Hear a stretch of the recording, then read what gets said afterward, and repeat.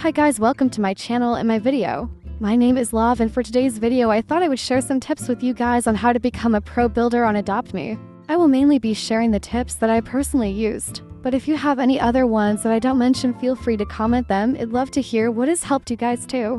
Unfortunately, building does cost bucks and can get pretty expensive, so if you'd like to know how I make my bucks, click on the video on the top right corner or on the description. Without any further ado, let's begin with the tips. Tip number 1, using placement grid sizes and advanced movement to your advantage. A lot of people under my speed builds were asking me how I was able to move stuff so easily and freely. To be able to move stuff more freely and easier, you want to make sure to change your placement grid size to small on the bottom left-hand corner of your screen. I will demonstrate now how it looks with a random furniture item. Here we have a regular sofa and our placement grid size set to large. Large is how it originally comes, but if you don't change it to small, placing and moving the furniture looks like this. On large, it almost looks like the item is skipping a lot of space and you don't have as much freedom with moving it and even rotating it. But once you set it to small, you have more freedom to place it exactly where you want it. When I have my grid size set to small, I also like to use advanced move rather than the default dragger. This makes moving items even easier and smoother, like so. This is also the same for the advanced rotating. Once your grid size is set to small, both moving and rotating items becomes much easier and smoother. Tip number 2, turn on multicoloring in settings. I always also see comments of people asking me how I can recolor multiple parts of a furniture, and this is how. Click on the settings icon on the right-hand side of the screen, then go to gameplay and turn on furniture multicoloring. If this feature is turned off, we will only be able to color one part of the item, like so. You won't be able to change all the different parts of the furniture, but once you turn it on, you will have access to all the different colors and parts of the item. Tip number 3, start off with a clean base and make your own floors and walls. As you could probably tell from my previous tips already, we are in a completely empty home with everything white. And this is how I start off all my builds. So I recommend selling everything in your build when you first start and making your walls and floors all white.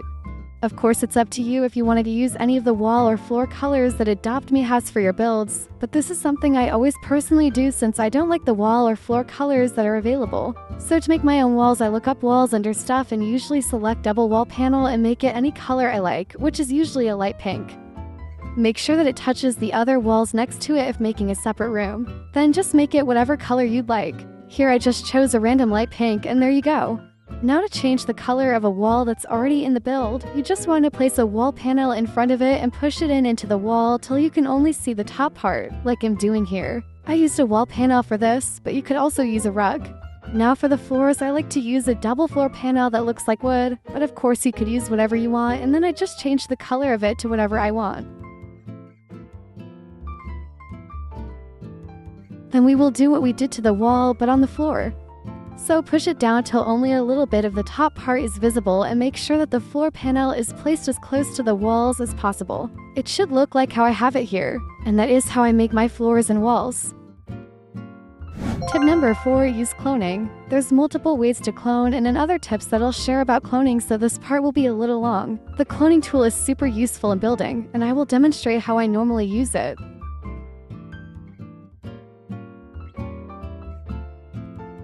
Here is a random crib that we have placed in our build. I have changed the colors of it and everything, and now let's say we want another one exactly like it without having to redo everything. All you have to do is click on it, go under Tools, click the smaller settings icon, and then click Clone Selected and hit Yes. The other item will spawn inside of the original one, but you can just move it with the dragger or advanced move, but that is how you clone items. You can also use cloning and advanced move to make items symmetrical. Whenever you want two of the same items to be exactly side by side or right in front of each other, just use cloning and then advanced move to move the item. This way they'll be perfectly symmetrical to each other, like I have here. You can also have something symmetrical when you want it rotated instead by adjusting your placement grid size before rotating. I like to make my placement grid size large when I want to rotate something and have it straight, like I do here.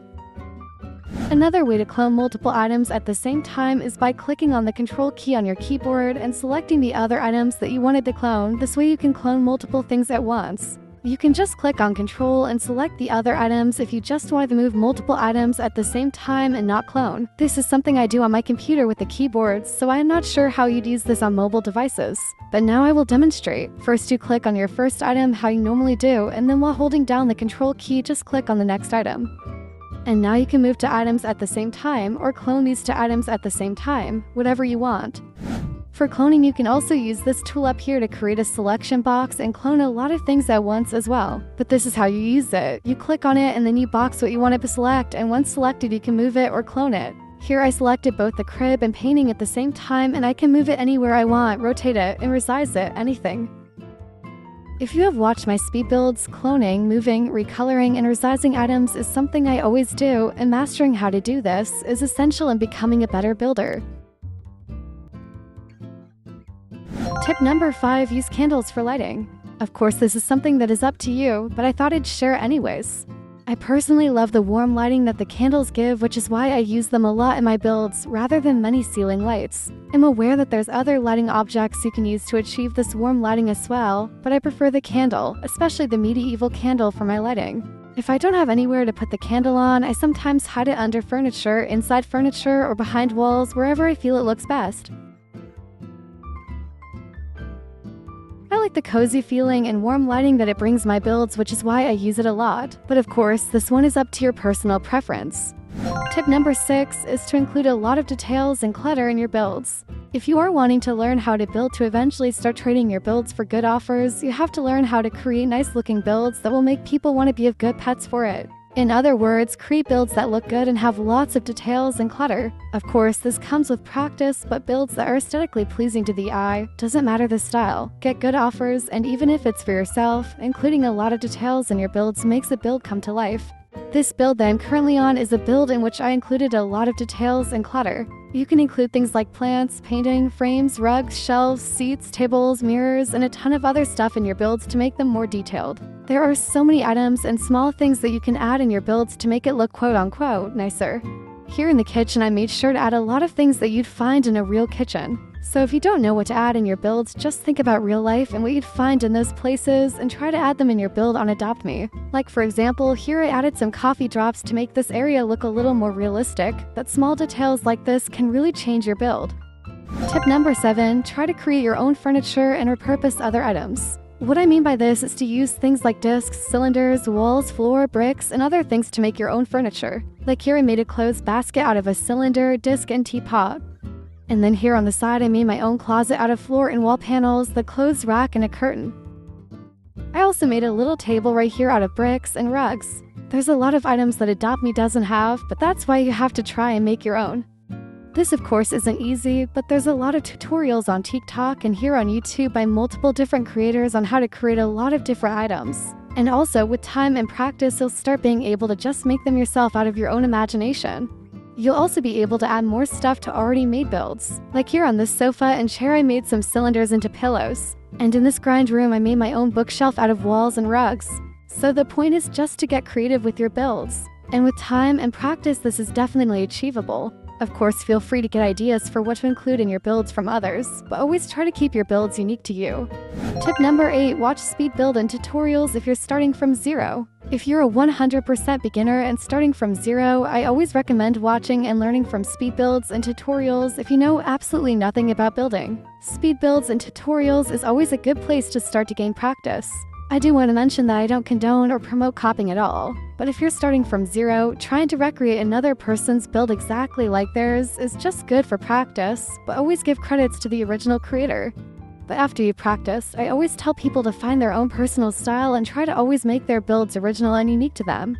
When you have and find your own personal style, building becomes easier and much more fun because you're making it unique to you. Nonetheless, taking inspiration from others is always okay, but still always try to make your own unique builds.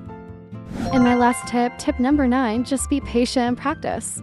Practice building as much as you can. Nobody can become a pro builder in a day or two. It takes time and patience. You have to get to know how to use items and what to look up for items, and this takes time. Everybody starts somewhere, so don't get discouraged if you're not good at first, because as you practice, building will get easier and faster. Anyways, those are all the tips I have for you guys. This is everything that helped me, and I hope they can help you too. Leave a like and sub for more, and make sure to join my Roblox group in the description. Anywho, I love you guys. Feel free to leave more comments on what you'd like to see next, and I'll see you next time.